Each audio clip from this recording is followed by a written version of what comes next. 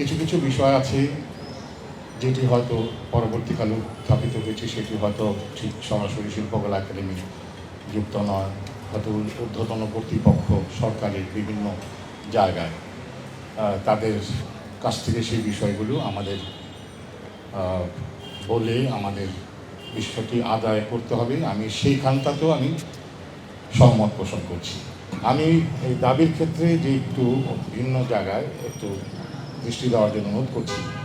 এটা তো একটা অতিক্রম করলাম, তো তার জন্য তো ছোটোখাটো প্রণোদনা দিয়ে এটা কাভার আপ হবে আমি জানি না।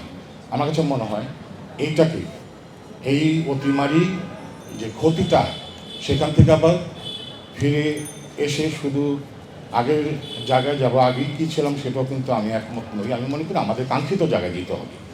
তার জন্য একটি অবশ্যই একটা প্রকল্প বলি, একটা বড় ধরনের প্রণোদনা বলি, সেখানে আমাদের পৌঁছতেই হবে। সরকার অবশ্যই করবে, এখানে সংস্কৃতি বান্ধব সরকার, সবাই জানেন যে সেখানে আমরা ভারতে এখনও অভিনন্দন নিয়ন্ত্রণ আইন বাতিল হয়নি, মাননীয় প্রধানমন্ত্রী বাতিল করেছে। এই যে সংস্কৃতি কর্মী বা অসচ্ছল শিল্পী বলি বা স্বেচ্ছাসেবী সাংস্কৃতিক সংগঠন বলি, এই যে প্রণোদনাটা একটা ছোট্ট অবস্থা থেকে একটা বিশাল ব্যাপক হলো, সেটাতে এই মাননীয় প্রধানমন্ত্রীর একটা হস্তক্ষেপ ছিল। 21 পদকে মঞ্চ নাটকে মেন স্ট্রিম শিল্প চর্চা কাউকে যুক্ত করা হতো না, এই সরকার করেছে।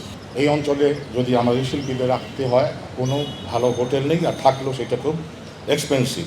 আমাদের এই বছর আসলে বাজেট প্রায় 20%, আমাদের যে কাঙ্ক্ষিত ছিল 20% শিল্পকলা একাডেমির বাজেট আসলে কমেছে।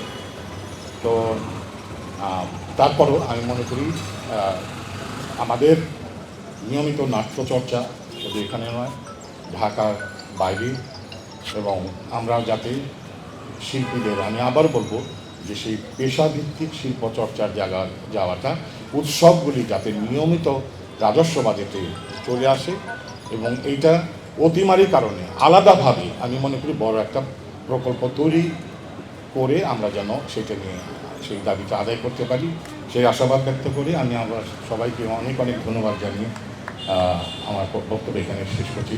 সবাইকে ধন্যবাদ।